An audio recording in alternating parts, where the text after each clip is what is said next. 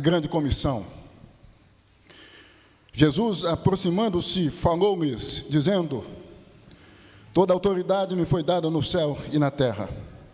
Ide, portanto, fazei discípulos de todas as nações, batizando-os em nome do Pai, e do Filho e do Espírito Santo, ensinando-os a guardar todas as coisas que vos tenho ordenado, e eis que estou convosco todos os dias, até a consumação do século. O tema da nossa meditação é características da grande comissão. Características da grande comissão. Deus amado, nós neste momento desejamos ouvir tua voz. Deste modo que tu venhas usar-me com a finalidade de fazer com que cada irmão, cada irmã que aqui está, ouça unicamente a tua voz. Ó Deus, nós necessitamos ouvir-te. Portanto, que tu venhas falar conosco, em o nome de Jesus. Amém e amém. Características da grande comissão. Antes, irmãos, de nós vermos quais são essas características, eu penso ser importante destacarmos alguns pontos acerca da grande comissão. Deste modo, vejamos. Primeiro ponto, que a grande comissão tem a ver com as últimas palavras do Jesus ressuscitado ou ressurreto aos seus discípulos. Aqui nós temos as últimas palavras do Jesus ressurreto sendo dadas aos seus discípulos, à sua igreja. Segundo ponto, a grande comissão não é uma opção, é um dever. A grande comissão não é uma opção, é um dever. Os verbos ide, fazei, do verso 19, indicam exatamente isto, porque a grande comissão nada mais é do que a ordem de Jesus, endereçada aos seus discípulos, à sua igreja, para que os mesmos viessem a fazer discípulos, a evangelizarem, a falarem de Jesus. Deste modo, nós temos que entender que a grande comissão não é uma opção, é um dever. Igreja que não cumpre a grande comissão, igreja que não está atenta a esta ordem de Jesus, está andando na contramão da vontade de Jesus. Nós temos que entender que não tem a ver com opção, tem a ver com dever. Jesus nos ordena, Jesus nos conclama a propagarmos o santo e bendito Evangelho com a finalidade de fazermos discípulos. Não é uma opção, é um dever. É certo, irmãos, que às vezes nós não entendemos que tem a ver com um dever, já que muitas vezes nós deixamos de atender esta convocação de Jesus. Muitas vezes nós nos esquecemos de fazer o que Jesus ordena aqui, em Mateus 28, versos de 18 a 20. Dito isto, passemos a ressaltar as características da grande comissão. Quais são estas características? Presta atenção. Primeira característica é que a grande comissão se fundamenta na autoridade de Jesus. A grande comissão se fundamenta na autoridade de Jesus. É o que destaca o verso 18.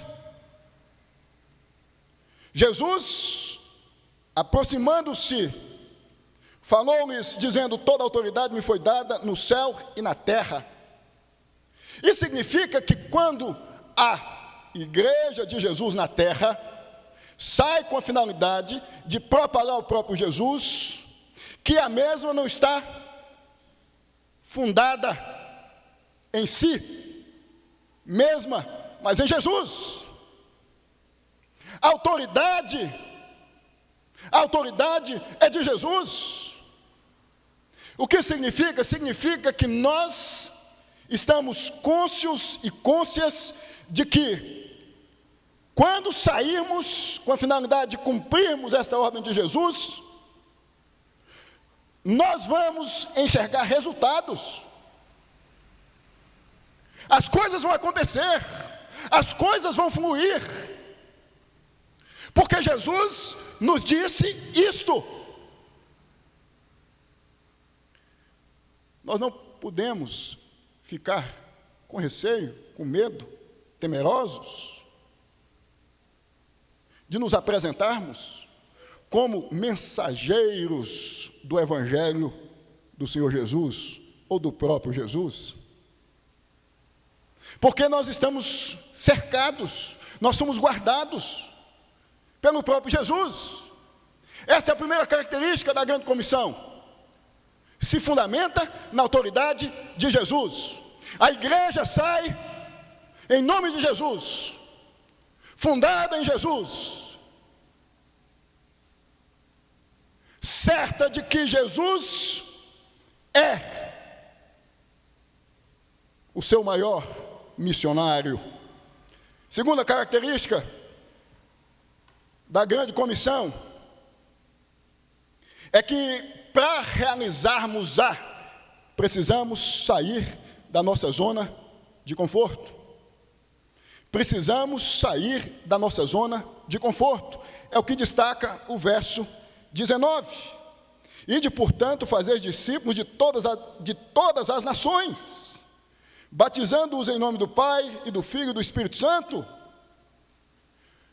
Para nós realizarmos essa ordem de Jesus, isto é, a grande comissão, nós precisamos sair da nossa zona de conforto. Nós precisamos nos movimentar, nós precisamos agir, nós precisamos caminhar, nós precisamos nos doar e muitas vezes nos sacrificar. Nós precisamos entender que, para atendermos esse chamado, nós precisamos sair da nossa zona de conforto. Me vem à mente algumas personalidades que têm a ver com as missões modernas, como William Carey, missionário batista, britânico, que atuou na Índia, no fim do século XVIII, início do século XIX. Isso porque, meus irmãos, este homem se sacrificou, se doou, se entregou. Inúmeras perdas Carey viveu, com a finalidade de atender a grande comissão, a ordem de Jesus. Esse homem se destacou na Índia, é considerado o pai das missões modernas. Sacrifício. Saiu da sua zona de conforto, de uma região rica, próspera, um homem bem-sucedido em seu país, que resolveu sair da sua zona de conforto e se tornar um discípulo de Jesus, cujo propósito foi fazer discípulos para Jesus. Segundo personagem, Adoniran Judson, missionário norte-americano que atuou na Birmânia no século XIX. Adoniran Judson, talvez, dentre tantos missionários do século XIX, foi o que mais marcou a história das missões no século XIX. Adoniran Judson se dedicou a propagar o Evangelho em uma terra estranha, na Birmânia. Um homem que se entregou, que se sacrificou para apresentar o Evangelho neste país, não foi bem quisto. já que foi preso em 1824, ficou preso de 1824 a 1825, maltratado na prisão, torturado na prisão, pisoteado na prisão. Se sacrificou, se doou, saiu da sua zona de conforto. Irmãos, muitas vezes nós estamos acomodadas. A gente entende que servir a Deus, que atender ao chamado de Jesus, tem a ver com nos restringir às realidades culticas, dominicais. A gente se esquece que é preciso pôr o pé além da nossa zona de conforto. É preciso, muitas vezes, abrirmos mão do que é importante para nós. Existem inúmeros exemplos de homens de Deus, de mulheres de Deus, que marcaram, até com a própria vida, a história das missões modernas, como William Carey e Adoniran Judson. Se você deseja cumprir esta ordem de Jesus, você precisa entender, em segundo lugar, que você precisa sair da sua zona de conforto. Talvez a sua zona de conforto seja o seu bairro, seja a sua vizinhança, seja a sua casa. É preciso, irmão, entendermos, irmãos, entendermos isto. Antes desses dois homens, portanto, no século XVIII, início do século XVIII, por volta de 1722 a 1724, na Alemanha, surgiu um movimento conhecido como o movimento que se voltou às missões estrangeiras, o movimento dos irmãos morávios. Estes irmãos, às vezes se vendiam como escravos, com a finalidade de evangelizarem os escravos nas senzalas. Eram tratados como escravos, eram marginalizados, pisoteados, como os escravos eram. Saíram da sua zona de conforto. A igreja precisa entender que ela precisa sair da sua zona de conforto, da sua realidade que se restringe às suas quatro paredes. Ela precisa se movimentar, ela precisa agir, ela precisa avançar, se ela deseja fazer discípulos e batizar esses em nome do Pai, do Filho e do Espírito Santo. Terceira característica da grande comissão é que o alvo da sua ação evangelística ou de fazer discípulos é todos, independente da cor, da raça. É o que destaca o verso 19. E de, portanto, fazer discípulos de todas as nações. Pessoas distintas, de etnias distintas.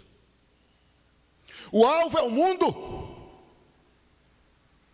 O alvo é o mundo. Não existem pessoas específicas. O alvo é o mundo, são pessoas de etnias distintas, de todas as nações. Alguém já disse que o século XIX foi o século das missões estrangeiras.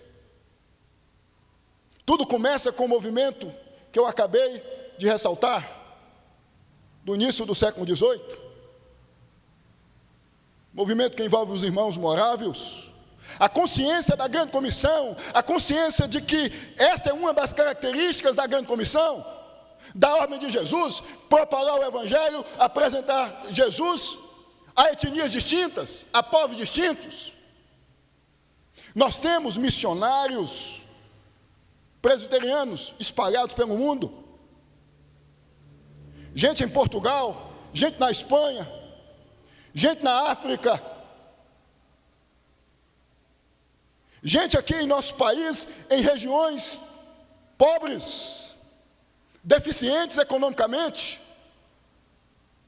Sabe por quê, meu irmão e minha irmã? Porque é uma das características da grande comissão. É atingir negros e brancos, é atingir gente de etnias distintas, judeus, brasileiros, portugueses, americanos. O Evangelho rompe fronteiras. O Evangelho não se restringe a uma etnia.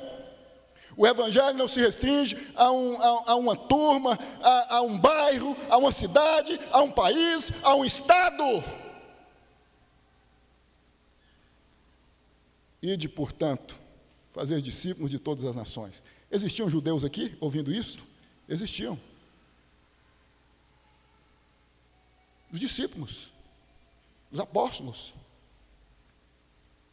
pessoas que tinham a dificuldade de entender que os gentios, os não-judeus, necessitavam do Evangelho, necessitavam de Jesus. E Jesus está dizendo a uma cultura ufanista, bairrista, cultura judaica, que ele, Jesus, não se restringia à realidade dos judeus, não tinha a ver só com judeus, mas com judeus e com gentios.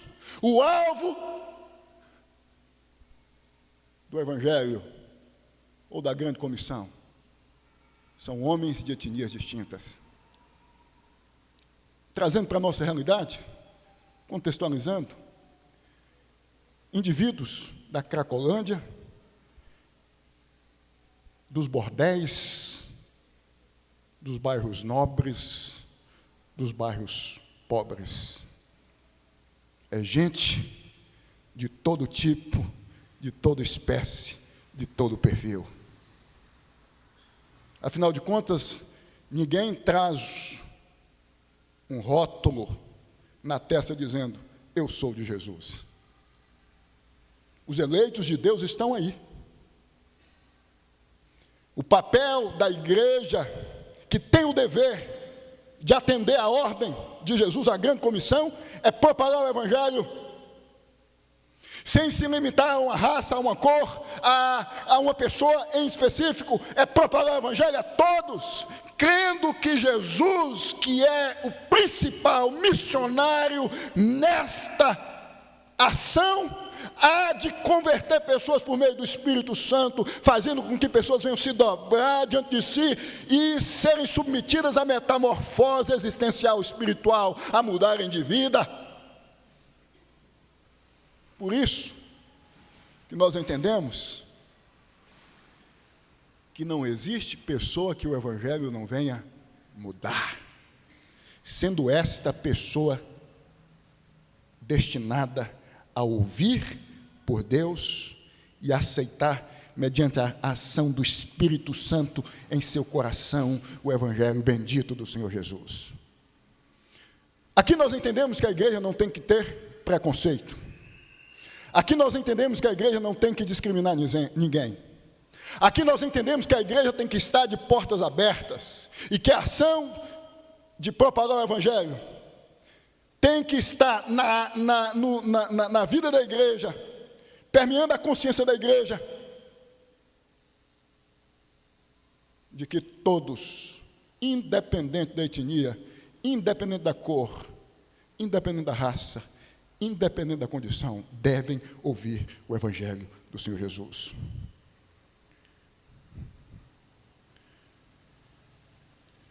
Quarta característica e última da grande comissão é que a mesma exige um ensino que corresponda com a fé que nos foi dada pelo próprio Jesus. É o que destaca o verso 20. Ensinando-os a guardar todas as coisas que vos tenho ordenado, e eis que estou convosco todos os dias até a consumação do século. Existe um ensino, existe uma doutrina que a igreja deve passar na ação de fazer discípulos e, por conseguinte, batizar esses em nome do Pai, do Filho e do Espírito Santo.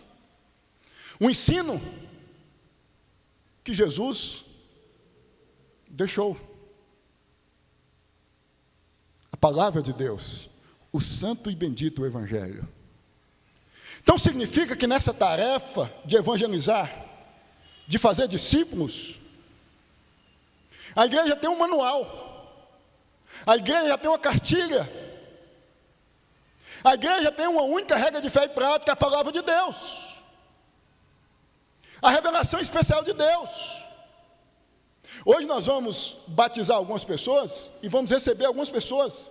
Vocês sabem que durante alguns meses nós tivemos com essas pessoas ensinando-as o genuíno evangelho, a sã doutrina, a palavra de Deus, de modo correto. Então, esta é uma característica fulcral, fundamental, na ação de fazer discípulos. Os discípulos de Jesus são convidados por Jesus, são ordenados por Jesus a fazerem discípulos que venham ficar parecidos com Jesus e não parecidos com a igreja tal, em que se tornaram membros, ou parecidos com o pastor, evangelizador, catequizador dos mesmos. O ensino que deve ser exposto, foi o que Jesus já concedeu à igreja. Isso tem a ver com a revelação bíblica, com o evangelho genuíno. Nós vivemos em um contexto sócio-religioso, sócio-eclesiástico, onde inúmeras doutrinas existem. Tem muitas pessoas sendo catequizadas em nome de Jesus. Hoje, a partir de ensinos que não correspondem com o ensino genuíno de Jesus, com o próprio Jesus, com essa doutrina. Em outras palavras, eu entendo que o verso 20 quer nos ensinar o seguinte: esses discípulos que vocês vão alcançar devem ser ensinados a se comportarem como Jesus, a viverem como Jesus, a andarem como Jesus. Eu concluo esta mensagem, já que hoje nós temos Santa Ceia e Batismo, ressaltando, meus irmãos, o seguinte: se nós desejamos, enquanto igreja, crescermos, desenvolvermos, nós precisamos entender que a grande comissão não é uma opção, é um dever. Nós precisamos entender que precisamos fazer discípulos de Jesus neste bairro, nessa circunvizinhança, nessa cidade. Não há a possibilidade de uma igreja crescer em qualidade e em quantidade sem cumprir a grande comissão, sem cumprir a ordem de Jesus. O ato de sair, o ato de fazer, o ato de obedecer essa ordem, vai fazer com que, por conseguinte, a igreja cresça, porque discípulos vão ser formados, vão ser feitos, e esses vão fazer mais discípulos, e é um efeito dominó, e a igreja vai crescer, e a igreja vai crescer, e a igreja vai desenvolver, em quantidade e em qualidade, já que é o ensino dado, vai ser um ensino relacionado ao que a palavra de Deus destaca acerca do próprio Deus e do próprio Jesus. Se nós desejamos crescer, nós precisamos entender que a ação, o agir, que tem a ver com propagar o Evangelho, evangelização é agir, é propagar o Evangelho. Nós temos que sair da nossa zona de conforto, confiados no poder de Jesus. Fincados no poder de Jesus. Certos de que na evangelização, ou certos de que quando propagarmos o Evangelho, o Espírito Santo há de aplicar o Evangelho em corações selecionados por Deus, desde a eternidade, para receber o Evangelho. Que Deus possa, meus irmãos e minhas irmãs, fazer com que venhamos a entender. Os discípulos, em ouvindo esta ordem de Jesus, cheios do Espírito Santo, evento de Atos capítulo 2, saíram, anunciaram o Evangelho, e a igreja cresceu, e a igreja cresceu, e a igreja desenvolveu. A primeira igreja presbiteriana em Carapicuíba precisa entender que a grande comissão não é uma opção, é um dever. Igreja que não evangeliza, igreja que não faz discípulos, igreja que não batiza, ela está doente, paralisada, anestesiada e precisa ser despertada por Deus mediante a ação do Espírito Santo. Se não há discípulos sendo feitos, se não há batismos, há desobediência. Porque na medida que a igreja evangeliza, na medida que a igreja sai, na medida que a igreja atende a ordem de Jesus, automaticamente essas coisas vão acontecer, porque quem garante isso é o próprio Jesus. O compromisso de trazer pessoas, de colocar pessoas aqui, é do próprio Deus, é do próprio Jesus. O compromisso de fazer com que a igreja seja forte em quantidade e em qualidade é do próprio Deus, é do próprio Jesus, mas a igreja precisa agir, a igreja precisa sair, os discípulos já batizados, já catequizados, precisam fazer discípulos. Não é uma opção, é um dever. Deus amado, nós te agradecemos, porque até aqui o Senhor tem nos ajudado. O Senhor nos auxilia e tem nos auxiliado. Pedimos, meu Deus, que o Senhor venha sensibilizar-nos, para que estas palavras venham impulsionar-nos cada vez mais, e isto seja transformado em atitude onde o Evangelho vai ser propagado, vai ser anunciado. Discípulos vão ser feitos, vão ser batizados. Ajuda-nos, Deus, a obedecermos a sua voz, o seu comando. Em nome de Jesus. Amém e amém.